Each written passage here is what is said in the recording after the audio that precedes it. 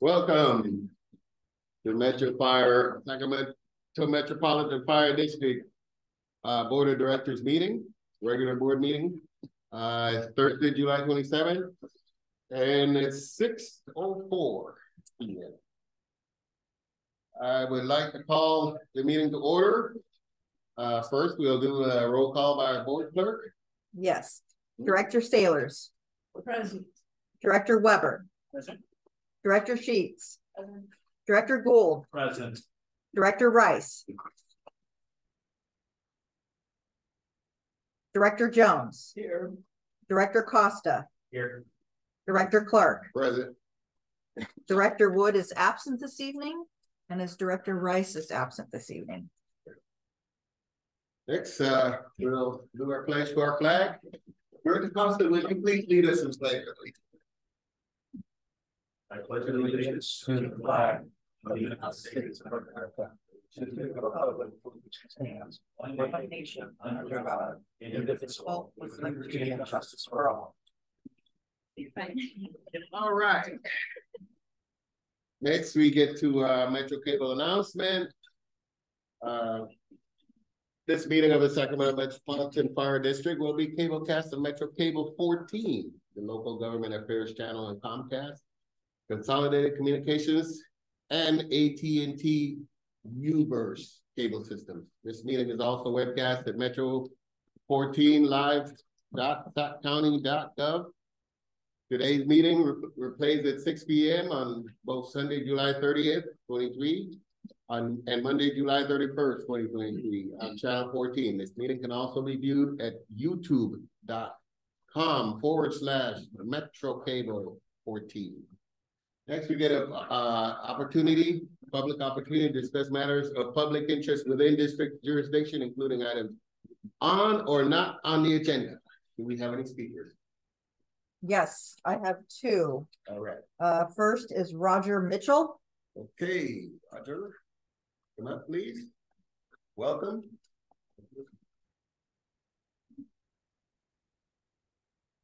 Good evening, board, chief, administration. My name is Roger Mitchell.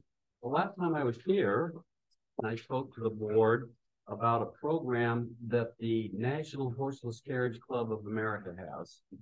What that is they issue a very small plaque. It's a dash plaque. They go on any vehicle, airplane, boat, fire engine that's 100 years old. So I told you about that, and I took the liberty on your behalf of sending in the request for that. And tonight I have with me that plaque to go on the engine that you own proudly. It's called Old Betsy. It was real into the original engine, but you are the proud owner of it now. And so I have the plaque and a letter that came with it. I'd like to approach the board and let you look at the plaque and read the letter and let me tell you a little bit about that, if that's okay with you. Would you, just to make things move along, would you read the letter? Yes, sir. And then that way then you could show us the plaque, because if we all read the letter, it's good. You asked me to do that and I didn't bring my glasses up here with it, but I think we'll do just fine. I told you mine, but it probably wouldn't. Yeah, it says Century Plaque Registration Finalization. It says, hello, Mr. Mitchell. Attached in an envelope is your Century plaque for your Century old vehicle. Plaque number 2435. That's actually the engine number of the engine. It's for 1923 Dodge Brothers fire engine. The ID number and the vehicle that is assigned to it written on the back of the plaque.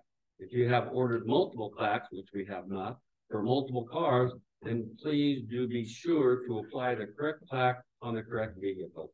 Thanks so much for purchasing the plaque. You paid the $5. All right. And being part of the Century Plaque program. P.S. Thanks for all the extra history you gave us. So that's the letter. This is the plaque. Would you like me, Director, to let each director look at this? Yes, we can look at it briefly if you want. Trying to keep you within the 3-minute limit. I know you were. I've already seen it. I know. So there you go.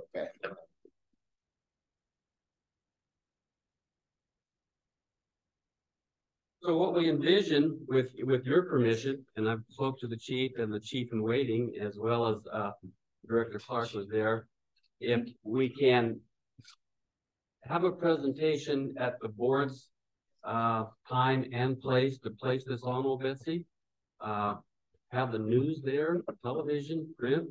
I have a number of commitments from the Horses Carriage Club that I do belong to here locally, if they would like to participate and bring some old cars. So I think it could be a nice thing for this district and publicity for this district. So that's why we have it. And certainly with the board and the administration has set the time and date and place to do this. That's why we're here, and to tell you about it, and certainly take any comments or questions you might have. Do you have any questions? No, sir. Hearing none, thank you. Thank you, Director. Roger Mitchell. I almost called you Director Mitchell. I misused it. That's okay. All right, next speaker, please. Chris, is your a general comment, or is your comment regarding the ordinance? Okay. Hi, I'm Chris. I just wanted to come out here today and express my gratitude for the way you guys treated me the last time I was here.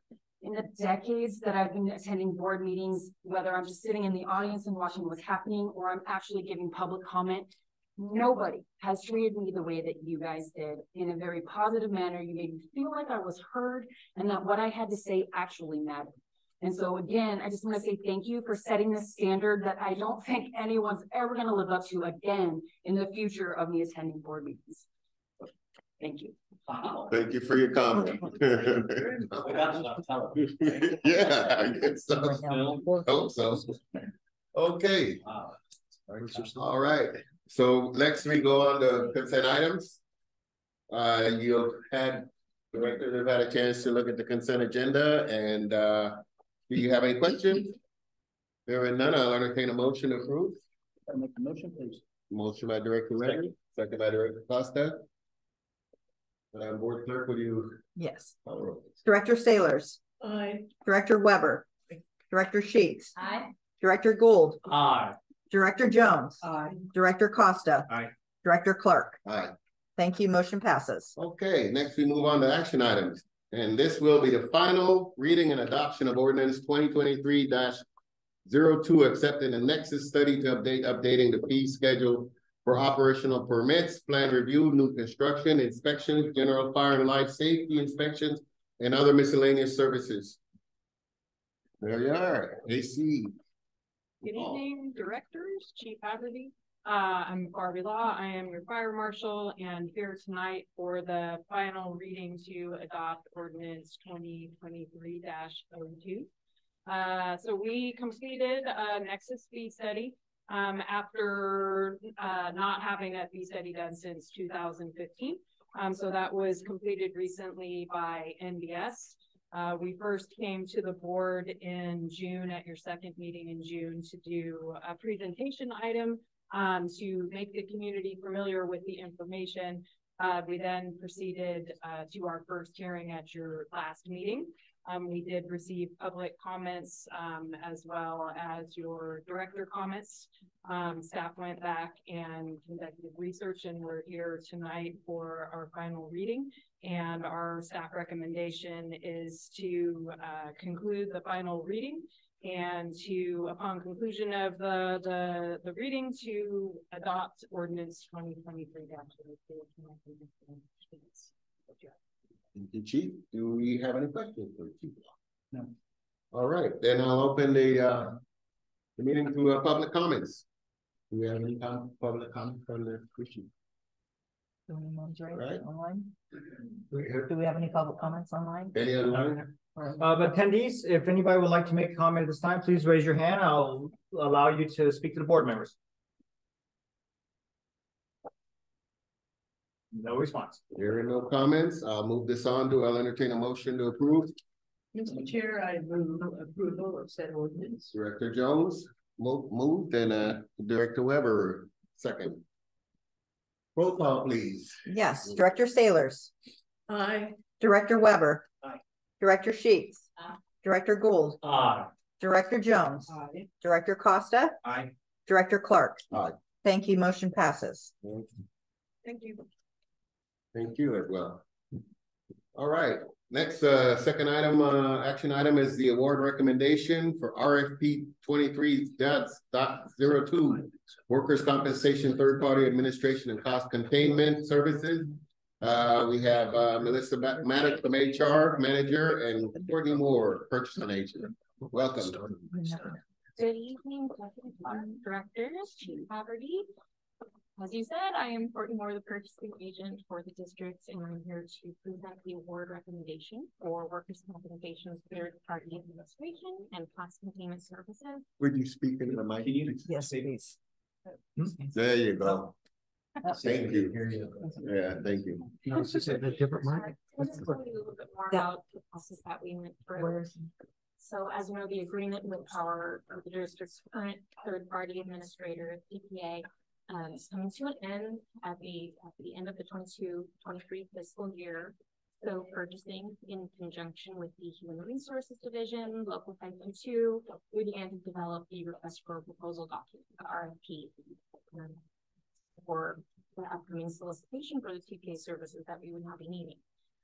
And prior to publishing the RFP, the solicitation documents were provided to General Counsel and to Local 522 for their legal review as well. So then on March 31st, the RFP was published on the district's website and on opengov.com. And in case you're not familiar with OpenGov, it is an e-procurement bidding portal for government agencies. So we can post all of our solicitations there. It's free for vendors to register. And then whenever we post a solicitation, if they're following our page, they get a notification.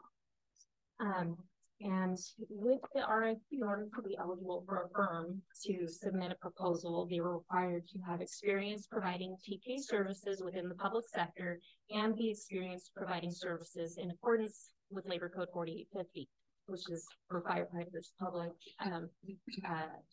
police, sheriff, and public safety occupations. Interested proposers were given the opportunities to submit questions until April 12th, and we made sure we answered all questions that were asked. All of our responses also get posted on OpenGov for everyone to see. And then all responses were due by noon on May 3rd. We had a lot of interest. We ended up getting 5 responsive proposals from TPA firms, and those firms were Intercare Holdings Insurance Services, Inc., TriStar Claims Management Services, Inc., Keenan and Associates, Acclamation Insurance Management Services, Inc., and Athens Administrators, Inc. And the next step, the 5 proposals were then provided to an evaluation committee comprised of our members from the district's Human Resources Division, Local 522, and a member of command staff who's had the experience of being an injured worker and going through the workers' compensation claims process. From there, each proposal was independently and carefully reviewed by each of the committee members using a set of criteria that was already outlined within the RFP. And those criteria included contractor qualifications and experience with providing services to agencies of similar size, scope, and complexity, staffing and qualifications and experience of the proposed program team, program understanding and methodology, program transition and execution, cost performance, and cost. And once all of the evaluation committee members completed their independent reviews of all of the proposals, purchasing and the evaluation committee, we got together on May 25th to discuss and review all of the scores. And after reviewing those scores at that time, we decided Intercare, TriStar, Keenan and Associates, and Athens Administrators would be invited to an interview with the evaluation committee. Those interviews were held on June 26th and 27th, and those were facilitated by purchasing. And once all interviews were complete, Intercare Holdings Insurance Services received the highest total aggregate score. And based on these final rankings, the evaluation team unanimously agreed that Intercare should be the selected proposer for this RFP.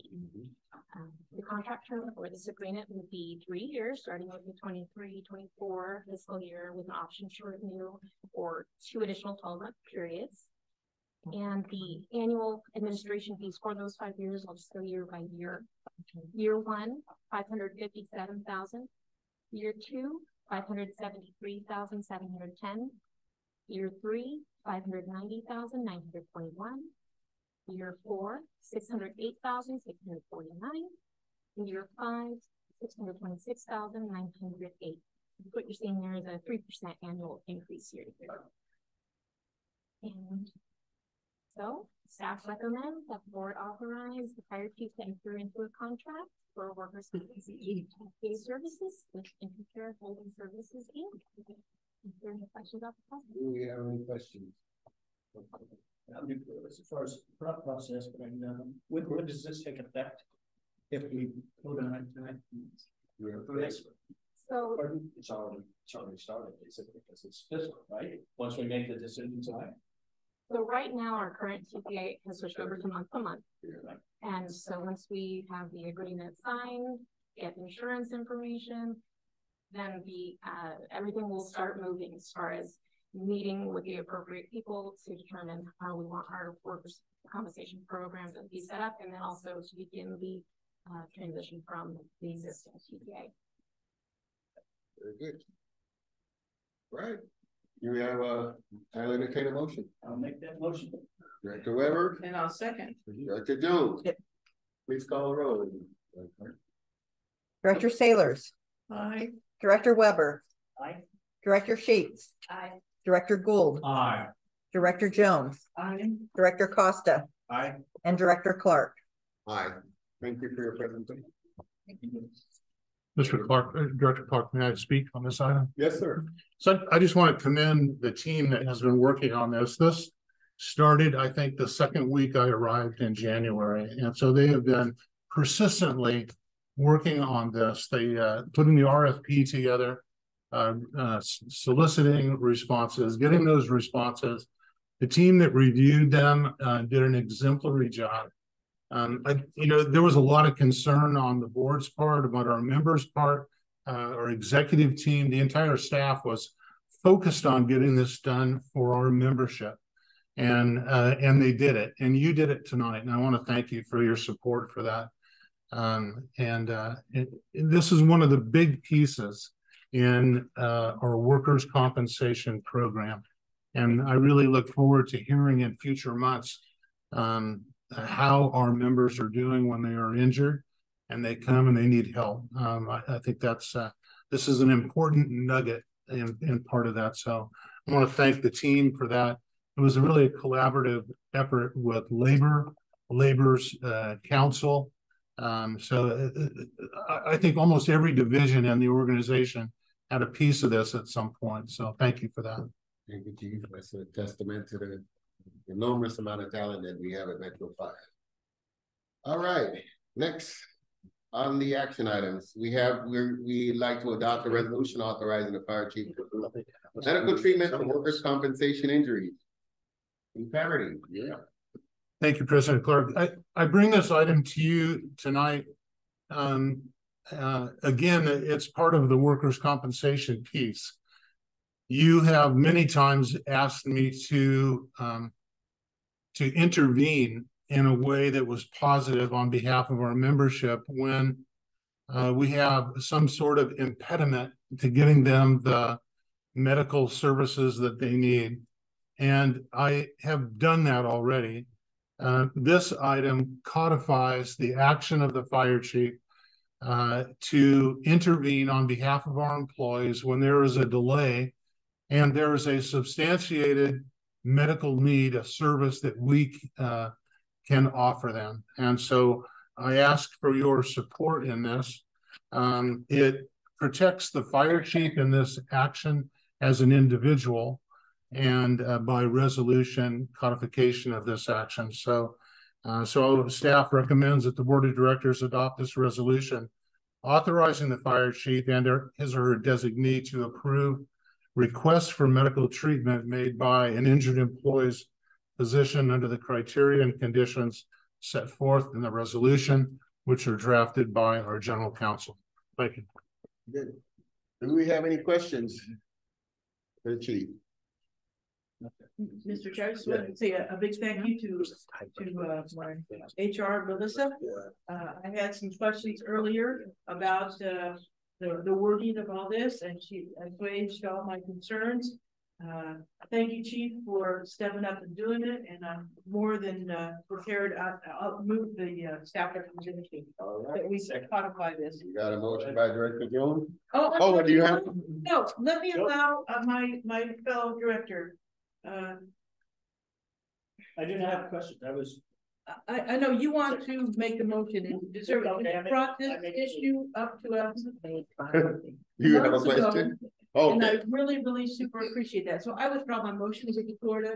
that's okay. We have a question. Director Boone has it. I just want clarification, because I didn't see it, Chief, in this particular written document, this is a resolution into perpetuity, from what, as I interpret the writing.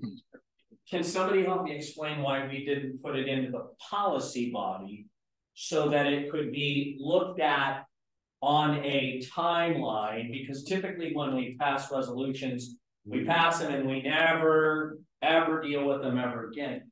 But in a policy, it forces Director Costa and his team on a whatever basis is decided to then come back and look at that policy for its efficiencies and how it's being implemented, and if there's issues that need to update it. So I'm happy because the resolution, it'll be what it is, but I might suggest to our group that we take this under advisement through the policy process, so that we've got the resolution sitting there, as a nice, pretty document, and yet as a policy, we're then forced to come back as electeds and look at it in 3 years or 2 years and see if there's something where in the resolution process that's not really needed or done. So that's the only question I had, Mr. Chair, but I'm more than happy to support this because it's definitely, as Chief, you said, it's another nugget in a very worthwhile initiative that's been going on in this district. So I'm not stopping this at all. What I'm simply asking for is if we could take a resolution to the policy, generate a policy for the benefits that come of it. And I like giving Director Costa one. Thank you. Good. Council, do you have any? Yeah, the resolution, if it's voted on and approved, becomes the resolution and the policy of the district. Simultaneously? Yeah, by way of the board's action. This is the policy of the board. And it stays that way unless and until it's repealed by the board in the future. With that said, there's nothing that prevents the policy committee from looking at this or any resolution and saying and reviewing it every few years and saying, is this working? Should we tweak it? Should we modify it? Is it all good? And report back to the board on their findings. So it works to become a policy, but there's nothing to prevent the overview of it. Okay. Yeah, I think that's a wise move to bring it back into policy and have it looked at there. I had two reasons for kind of bringing it to you, not in an urgent manner, but in a way of cleaning house. One is I'm already doing this. And so it needs to be codified. And then secondly, this is my last chance to clean house a little bit. And so I want to get it done. So. Like I said, I'm very supportive. I would like to see us just go through that process. Because I served on the policy committee for a couple of hours. And I never saw a resolution of this nature come back through us for review. It's not a practice in this department. And so that would be my only suggestion, but I'm fully supportive of it. And Chief, I appreciate cleaning house last week. Thank you for those thoughts, Director Gould. So we have a motion on the. Someone needs to make the motion, I believe. Okay, Director Weber and Director Jones will second. Please call the roll, Madam Board Clerk. Yes. Director Sailors. Aye. Director Weber. Aye. Director Sheets. Aye. Director Gould. Aye. Director Jones. Aye. Director Costa. Aye. Director Clark. Aye. Thank you. Motion passes. All right, that concludes our action items. We'll go on to reports. President's report, don't have one right now. Fire Chief's report, we have Interim Chief Haverty. Thank you, Mr. Clark. And my fellow board members, thank you. And my colleagues and members of the public. I'll start off with some new hires. Please join me in welcoming Gerald DeMontalin, who's hired as an EMT in the Metro Medic program effective July 16th, and also Alec Grodecki as a paramedic in the MMP program effective the day after that on the 17th. And I enjoy welcoming Jenna Kendrick, hired as an office tech for the logistic division. She came on board on the 24th of this month. We had fire camp, which was a huge success. I'm going to touch it in just two places. One, from the fire chief's perspective, I'd like to thank the community relations division, all of our, probably hundreds of suppression personnel, our incident command staff, and the support of every division in the district for their involvement in facilitating another successful fire camp. I'm going to get into the particulars under the admin branch, so I won't. I'll continue. Yesterday, Chief Felipe Rodriguez in Cosumnes Fire District, he led a meeting with the fire chiefs from the Sacramento region. We had elected officials from Cosumnes Community Service District, Supervisor Pat Hume, and every hospital executive was present for really a collaborative effort to discuss wall times, another big issue, and to identify some realistic strategies to reduce these wall times in Sacramento County. Unfortunately, Sacramento County currently has the highest wall time in the state, and not just by a little bit, but by a lot. And it's really just with the continued partnership efforts with the electeds and with our friends in the administration of the hospitals that we're going to reduce it. And one of the most notable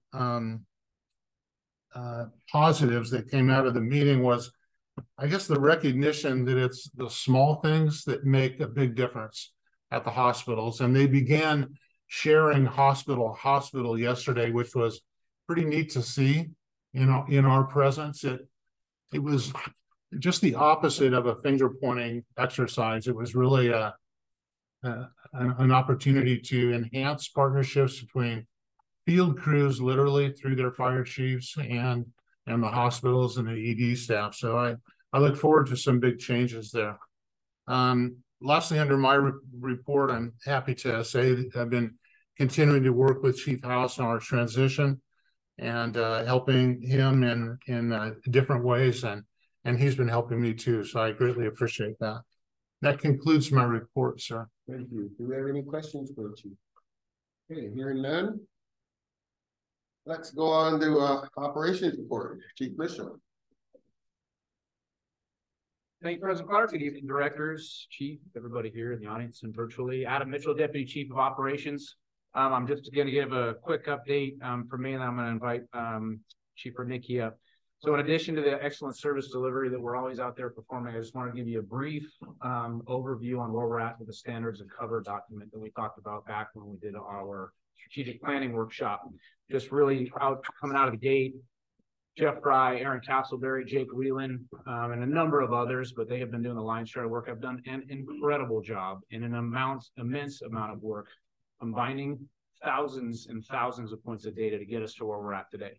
So today I'm happy to report to you that in earnest, the chapters 1 through 4 out of 7 are complete in draft form and have gone to and are starting to go through a technical review committee, as well as the 522 review, to look at where we're currently at with those first 4 chapters. And I'll talk about kind of what all of that is here in just a moment. But that will be completed by August 18th.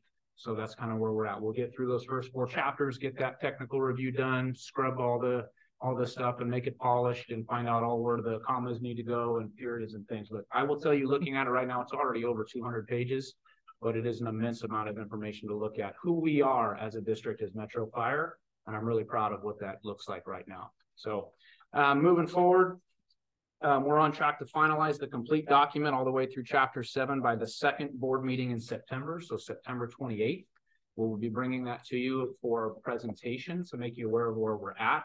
It's going to be a lot of information. So we wanted to give you a little bit of time to take a look at that over the next 2 weeks. We'll come back to you in that first meeting in October 12th, for some policy recommendations and approvals, so that we can adopt some of those performance metrics we've talked about before, because as a district right now, we just have the middle risk residential fire. We want to dig way down deep in all those 4 risk types and severity levels. So that's kind of the time frame for that.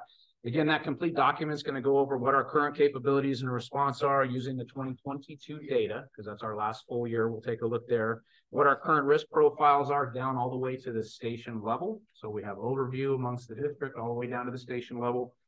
Define those performance standards that we've been talking about, measure how we're currently doing against those standards once it's adopted by the board. And then this is going to result in a prioritized recommendation list to consider as we move into the next section of our strategic plan, which will include our CIP and our staffing document, right? So that's how that's going to work as we move through there.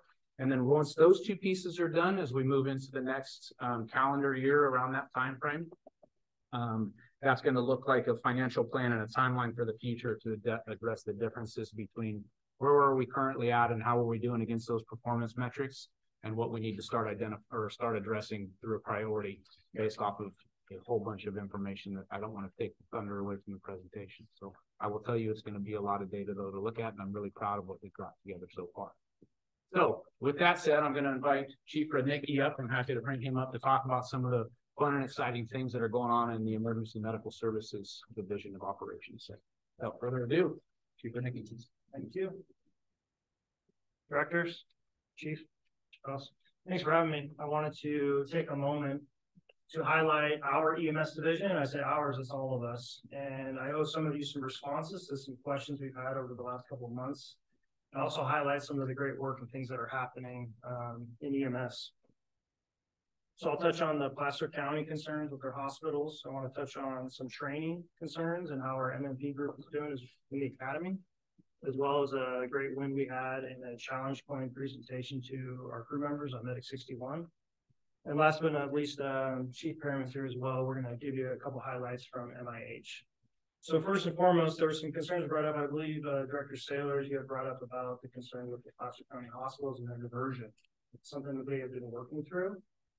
And I'm really proud to say that through our efforts, our Metro team's efforts, we facilitated a multi-county meeting with both LEMSAs, hospital staff, all ambulance providers.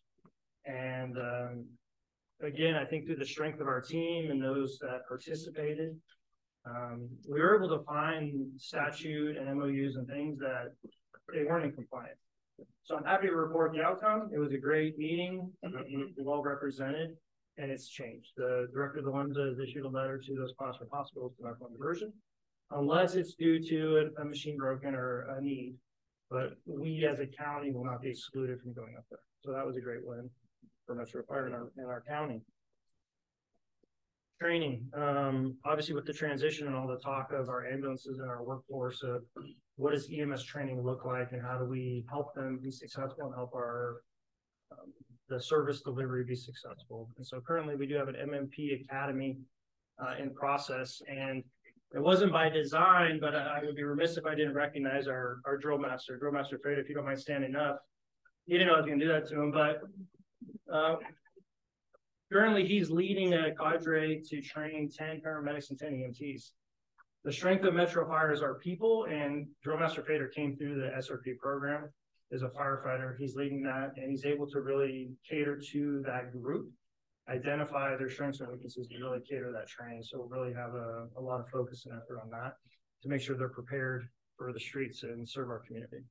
So that's a big success, and that's going well for us. The third thing I want to touch on is a challenge coin. I included some images of this delivery. A challenge coin is a new recognition tool and something that we're giving to our members. And it's about EMS excellence is what it is. So we want to recognize our crews when they do something out of the ordinary, or we hear back from hospitals. And this one in particular was very unique because there was a paramedic and EMT on Medic 61. And they were returning from a hospital. They were returning from Mercy Folsom. And they came across a vehicle accident. In fact, I'm just going to read it to you. But the unique part is we were able to deliver this award to those members. One of them is a drill instructor in our current academy. So it really speaks to our workforce and how we have paramedics and EMTs and how on this call in particular, they each served a crucial role for the outcome of this patient. So if you don't mind, I'm just going to read you some feedback that we received. On May 26th, as Medic 61 cleared Mercy of Folsom Hospital to return to their zone, Bystanders flagged down firefighter paramedic Frank Valente and firefighter EMT Alexander Osterholt for a solo vehicle accident on East Bidwell Street in Folsom, California. As the crew approached the vehicle, EMT Osterholt reached the patient first and alerted paramedic Valente that the patient was pulseless and apneic. Paramedic Valente quickly recognized that the patient's cardiac issues caused the vehicle accident and not vice versa. The patient was found to be in VFib, and firefighter paramedic Valente defibrillated the patient twice, successfully regaining pulses, and delivered the patient to Mercy Folsom's emergency department with a dramatically increased chance of survival. The patient was diagnosed with a severely occluded coronary artery, and thanks to EMT Osterholt's quick recognition and paramedic Valente's astute cardiac care, the patient survived and is doing well. The success is 100% on the crew per Mercy Folsom's liaison. So this was feedback they gave us and how it came to our attention. They said in quotes, they did an amazing work on this guy, end quote. So that was a great example of how our EMT played a crucial role in that. Did his assessment and played his role, did it well. So we're really proud of that one, and we're able to recognize them in front of this new class of 20 new MMPs. So we're able to talk about that teamwork. With that, I want to bring up Chief Scott Perryman to talk for a quick update on MAH, if you don't mind.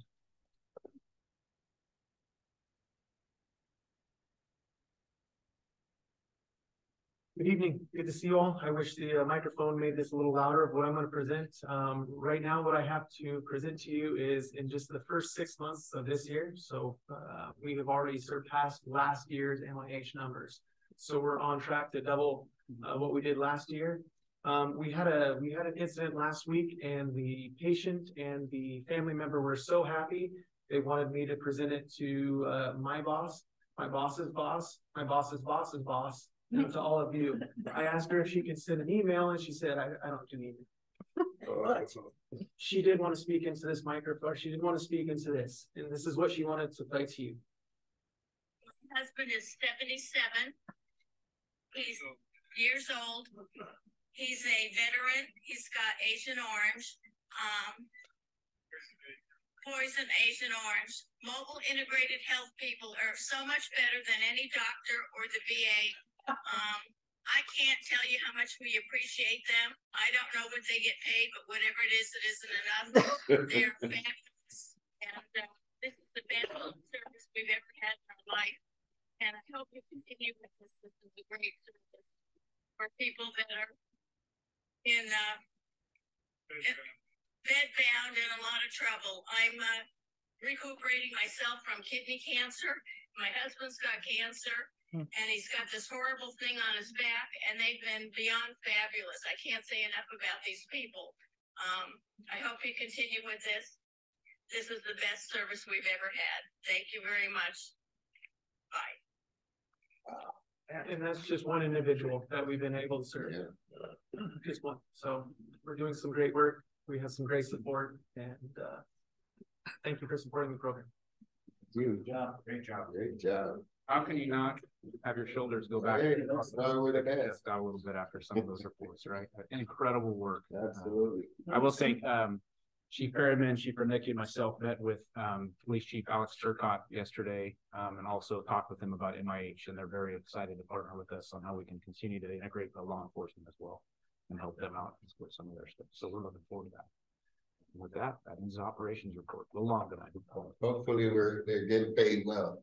That sounds like it, yeah. If not, we have to work on that.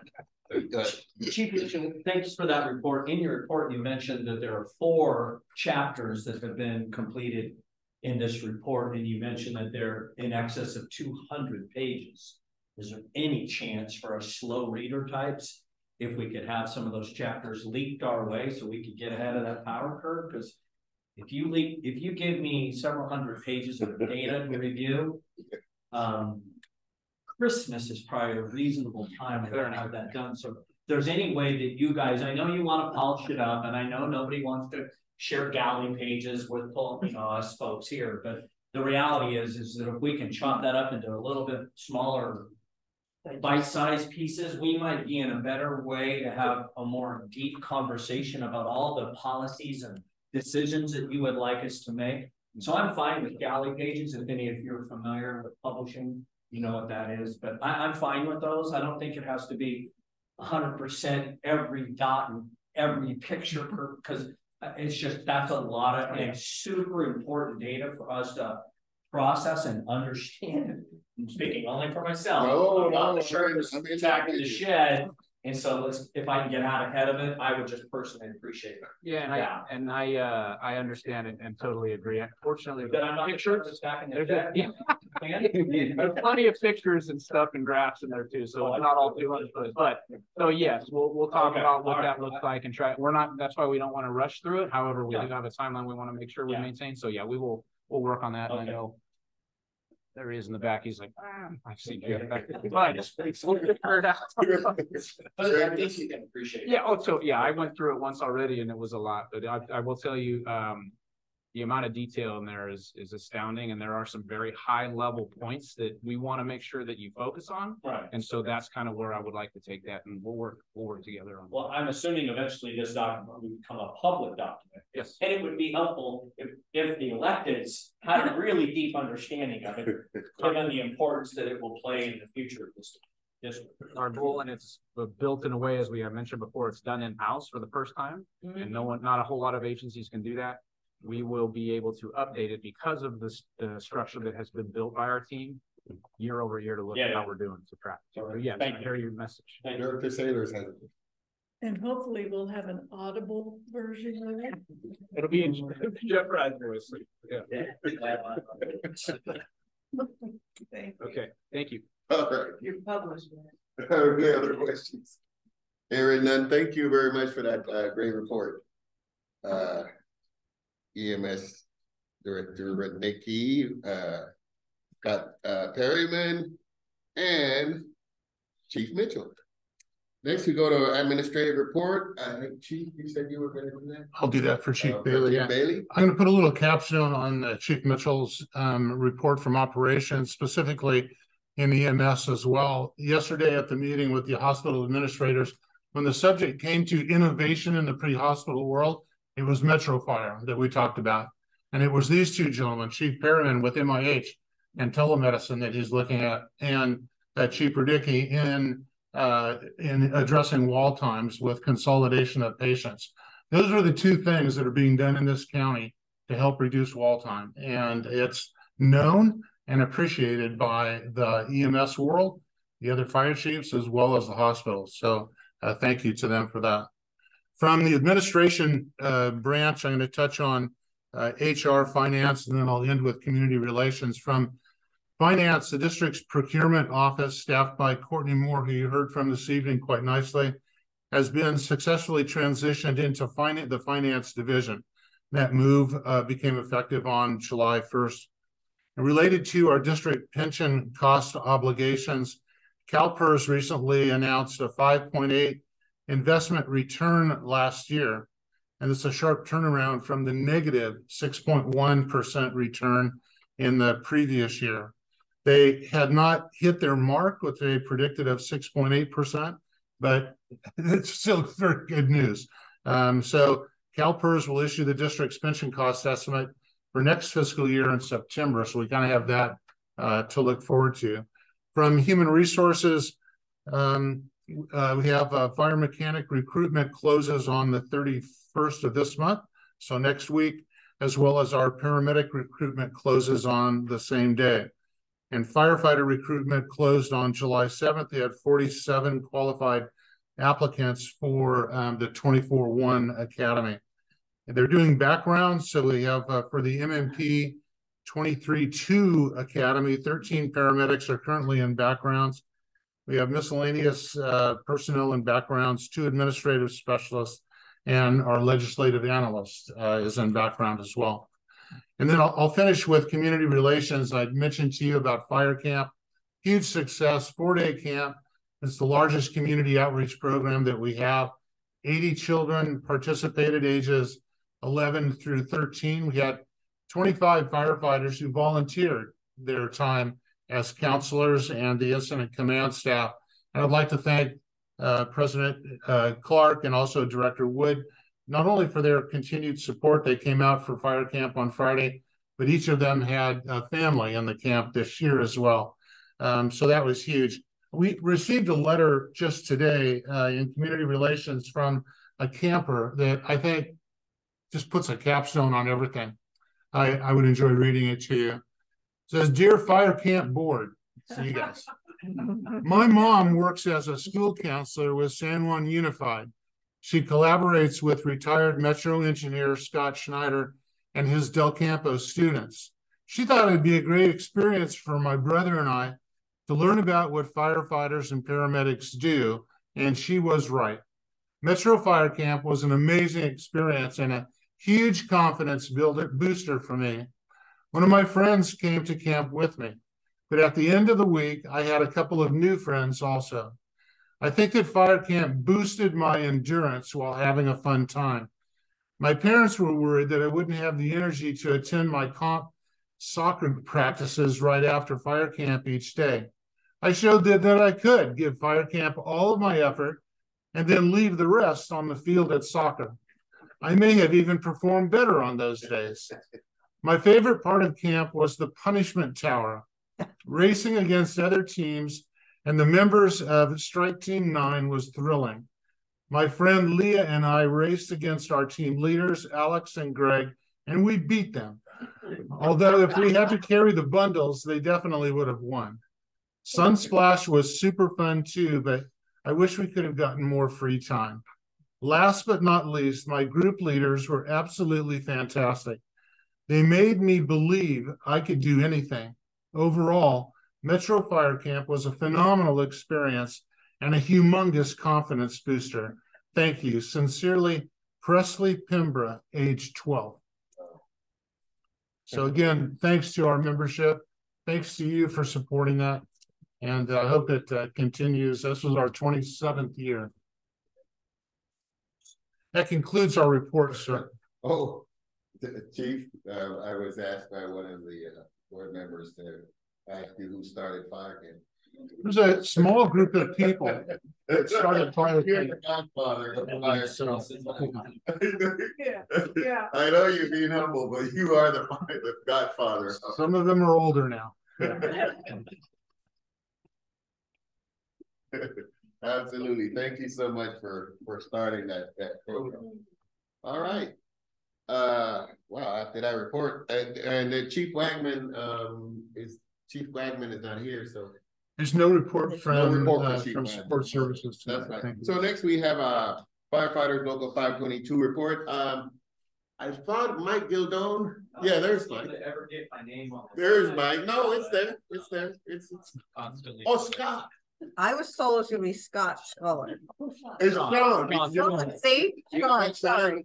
I'm here, I can't get my name on the list. I apologize, Tom, because Matt Coleman mentioned it to me earlier in the week, but That's okay, no problem. That's all right. We've had a lot of changes recently, so it's okay. No problem at problem. all. Thank you for coming. Good evening, directors, President Clark, Chief Haverty, Chief House, executive staff, members of the public. My name is Sean Scullard, Director for Local 522 Captain here at Metro Fire Station 65 on the B shift. So my report this evening will be kind of focused on the duties that I do, administrative duties for Local 522, working with administrative personnel here and specifically work comp issues. So first and foremost, I want to congratulate Chief House. I know that that official inauguration shifted, and I thought it was going to be this evening, which would have worked out great. Won't be given the board report next month, but I want to thank you, and I want to thank and congratulate your wife Gia, Taylor, Josh. I'm sure they're just excited as a membership here, and we look forward to it. So thank the board for that process. I know there was a lot of great candidates they interviewed. I'm sure that was a very tough decision for you folks. So thank you very much. We are very, very excited. Some other acknowledgements I'd like to talk about. Courtney and procurement, thank you so much for your support during the TPA process. It was not what 522 expected. There's a lot more to it than I think anybody thought. And so the team executed great. I just want to thank executive staff and procurement for allowing 522 to have a seat at that table and just be part of it. I know the board was instrumental in that as well, and I think that collaborative approach on that is the best thing that we could have done. So thank you all for the support and allowing us to be part of that process. I think the company that you chose this evening and that the team presented to you is going to do great things for this organization. I think they're going to meet the standards that we have set. I think the team conveyed those very well during those interview processes, and told them exactly what we want and where we want to go. And the neat thing is that it sounds like we get to steer that ship. This organization gets to steer that ship. So as excited as I was to hear that get voted on and think that it's over, there's still so much work that needs to be done. So what's neat is that that company in particular, and I hope I can start sharing a little bit more now that it's in public, but that's my boss over there. I have to clear everything with her. She's so nice about it too. She's so sweet about saying no. Just looking for the head nod. But it sounds like they'll be willing to do some sort of work comp 101 for the membership, maybe in a form of a PDP. We've talked about it at labor management and general staff, and I think that would be very good for the transition. Actually, I think it's instrumental for the transition because as you're aware, and I think everybody in the room and everybody that's watching in the membership, they've lost some trust in the work comp system.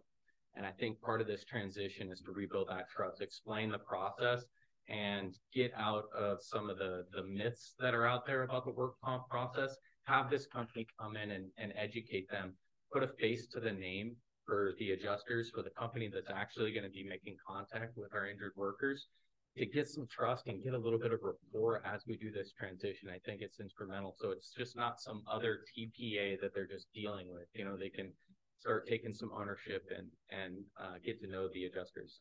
And I think the company's 100% on board and willing to do that. Very, very personable, and I'm excited for that transition. So thank you for the action items. Thank you for supporting those.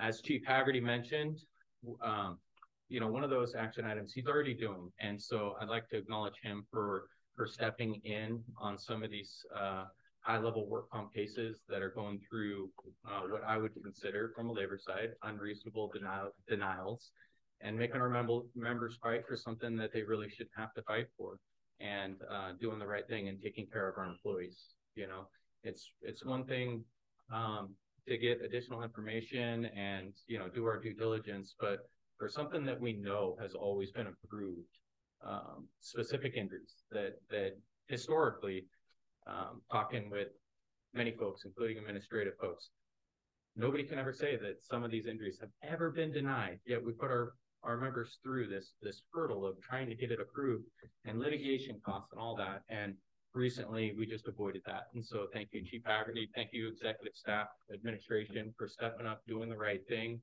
And I can tell you it was a very, very rewarding phone call to make to the member to let them know that their case got approved. They were with their family. They were getting ready to go into radiation treatment. And so to give them that, it makes everything worthwhile. And they wanted me to also express their gratitude. They really feel like they were taken care of. I think the tides are shifting a little bit. More of our members, the more the agency's stepping up and doing the right thing and taking care of our members, they are very, very appreciative of that. They're so happy. They just want to get back to work, right? And that's what all firefighters want to do. They want to get back to work. They really want to get back to work, whether they're healthy or not. They just want to get back in the firehouse. They feel like they're creating a burden on their brothers and sisters that are in there. And so they want to get back. The best thing we can do is get them back healthy. And so that's where you folks come in. That's where the fire chief comes in. Chief House, that'll be soon your job, and we look forward to working with you on that. And so thank you very much. Some other acknowledgements. I'd like to thank everybody who volunteered their time in fire camp. I would agree. I think it was fantastic. We got to go out there on boat 65 and show the kids the boat and everything, which they just absolutely thought was the coolest thing in the world, which it is. And the helicopter is cool too. I'll get to that because I'd like to throw some kudos out their way. But volunteers at fire camp, volunteers that volunteered their time out at the state fair. I know it's still going on. I was out there today on First Responder Day with my family. Got to see tons of our members out there. I think there was even some competing in the cook-off. which was great. We sat down to get ready to watch them, and the first round happened to be law enforcement, and we love law enforcement, but we didn't want to see bad food get cooked, so we left. And so we had to get to the board meeting, so I didn't get to see how our firefighters did, but I'm sure they did fantastic. I think they took first place last year. So all the volunteers out there for their time, we thank you. Kudos to the Air Ops team. I think many of you have asked in the past to just share some stories and some good recognition. And I recently got to be involved in a call where we had a boat rescue drowning on the river. And before our boats could even get out on the water or reach the scene, the helicopter was on scene, giving coordinates, guiding everybody into the appropriate direction. It was a weekend, lots of people on the water, super hard to navigate. The Air Ops team lowered 2 rescuers down to the ground. And by the time we got there, they had 2 rescuers down on the ground performing life-saving efforts on the patient. And en route, we transported the patient in the boat to a spot where we could get them into the ambulance. And still on the water, I hear on the radio that the helicopter is now en route to Grass Valley to help our neighbors. So it's like they're just jumping one emergency to the next and just totally switching gears from being in a helicopter, getting down on the ground, performing life-saving measures, then going and fighting fires and doing that. So I just really want to put some kudos out there for them. I think I appreciate it a lot more now working in B14 and seeing the impact that it truly has on us in B14 on the river and the amount of grass fires and stuff we get. So thank you to the Air Ops. With that, if there are any questions for me, I know it's very quick with the work comp and very specific, but if there's anything else that you guys have for me, I'll take any questions at this time. But with that, go ahead. Yeah, I'll make a comment. I just wanted to thank you. I think it's really important information that you're giving us, especially with the new company coming in and level setting and building that trust. I think that the members deserve that, and we owe that to them.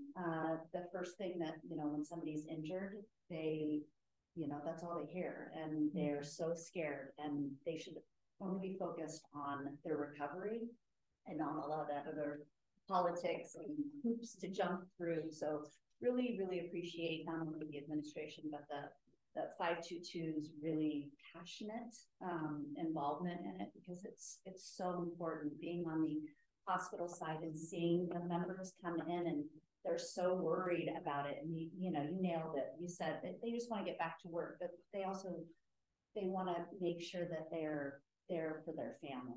I hear that aspect of it too. Not only, we're with our work families more than we're with our real families sometimes, but it's so vital to their mental health for them to be able to just focus on that. So I really, really appreciate that. And we touched bases, and so did you on the fire camp. All 3 of my kids went through it, and they're now in college, but they still talk about it. And I loved hearing that letter. It was just like, I remember how excited our girls were and the confidence that it really built for them. So I just loved it.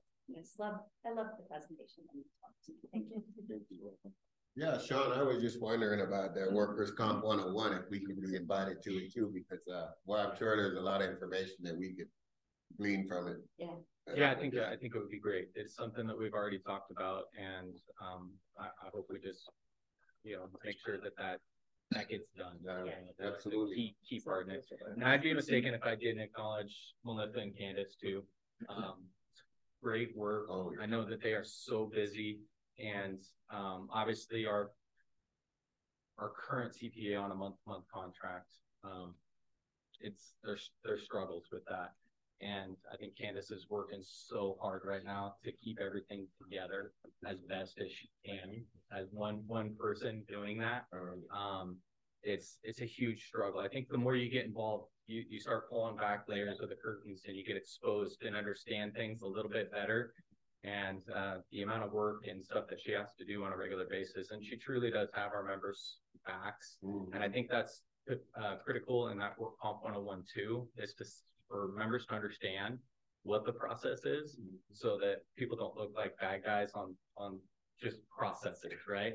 I'm not saying there's things that we can't clean up in the process. These action items right here will do that. I mean, we're already seeing it, and I think that's fantastic. But thank you both for your work as well. Thank you as well. That's great, great presentation, Sean. Thank you very much. Appreciate you. I appreciate Candace and Melissa. I mean, I've had talked to Candace about the workers' comp, you know, that very same issue, and she's just amazing. So yeah. But thank you for acknowledging her and the other ladies that work so hard. Any other questions?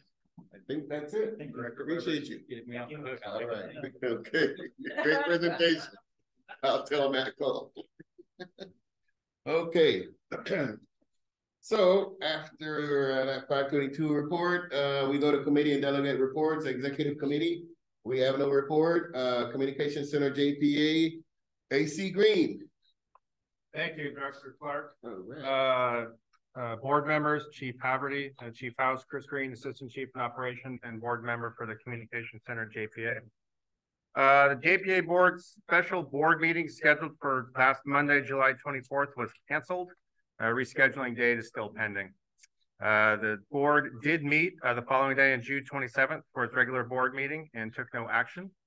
The board will meet again on August 22nd for its regularly scheduled board meeting in the chambers. Happy to answer any questions that you may have. Do we have any questions? All right. Thank you, Chief. Next, we have Director Finance and Audit Committee. We met today. Director Weber, since you chaired the meeting, do you know? No, we had a meeting today on July 27th, 5:30. CFO O'Toole presented a presentation to us with no action required. Some of the numbers that came out of that were actual general fund cash as of 23 from 22, trended well above, which was 9.3 higher. Unfortunately, the general fund revenue was 5.3 lower than mid-year for this year. Another good note was general fund expenditures were 400,000 than mid-year. So we're looking good in that area. We do have some items to clean up for our next meeting, which will be August 24th. Hopefully we can have a little bit more in-depth information. That concludes the report. Thank you, Director. We have the next policy committee, Director Costa. Thank you. Nothing new to report. Our next meeting is scheduled for August 10th. All right. So next we're gonna go to so that you don't have to stay here all night because we have an intense closed session. We'll go to board member questions and comments. Director Costa, we'll start with you. No comments. Okay. All right. Director Sailors. No comments tonight, thank you. Director Jones. Thank you. I have a few and I'll talk real fast, thank you. Hey, a big shout out and thank you to our CERT team representatives, Linda Ford, Harry Belt, and Ken Sakamoto. Those folks, as well as Boat 65, Mark Thompson's crew, they assisted in the successor to Epi's great race. It's called the Great American Triathlon. And both CERT and Boat 65 assisted for the safety of all the participants and spectators. So a big shout out and a thank you for their assist for the Great American Triathlon. Thank you for the workman's comp. Well done, everybody. Thank you. Thank you for the discussion, for the improvements in response to wall times, to helping to correct and limit that huge problem. It's a huge lift, and you're a great Henry Kissinger on that, Chief. Well done. And to everybody, to the whole team. And tagging on that is MIH, way to go. Yay, we've gone 1,000 miles from when we first started talking about this 8 years ago, in theory. So anyway, and then congratulations on the 27th anniversary of Fire Camp. Mr. President? Thank you. That was great. All right, Director Weber. Yes, a couple items. First and foremost, it's early, but congratulations to Chief House. Looking forward to the 10th. There's been some quiet meetings that have been taking place, and I very much appreciate you. Chief Haverty, I can't thank you enough for the amount of time you have been here and the amount of work that you've been able to accomplish is it's just mind numbing. So I thank you. They did it. All of your team, I thank you.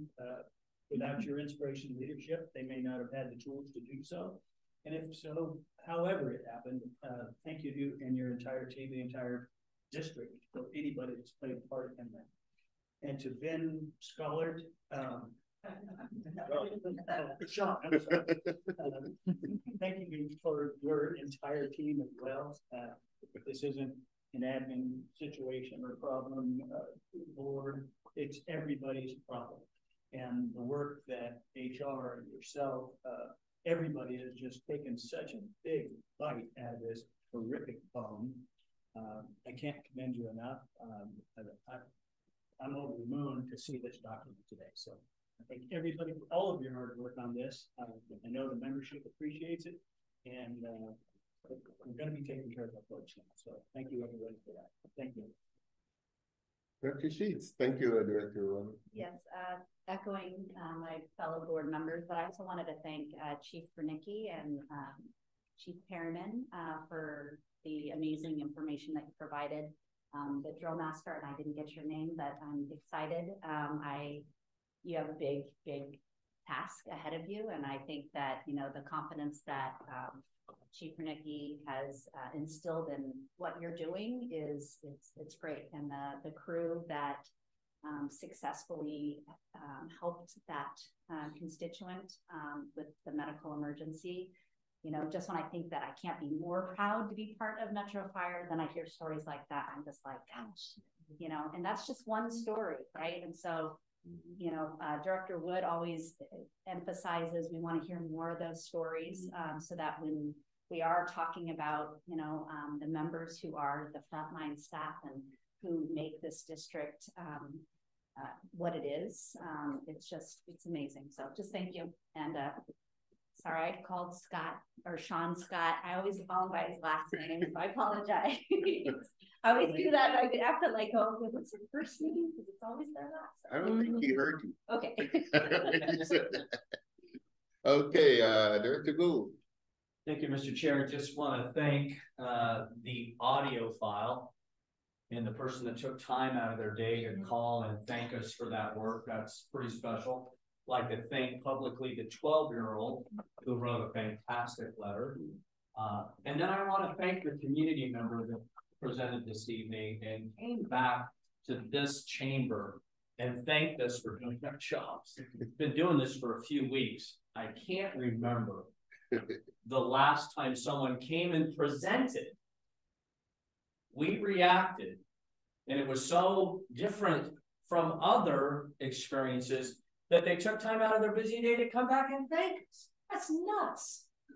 But thank you to that member, because, you know, serving in this position means that we're away from our families as well. And we have to do a lot of reading, and more apparently on the way.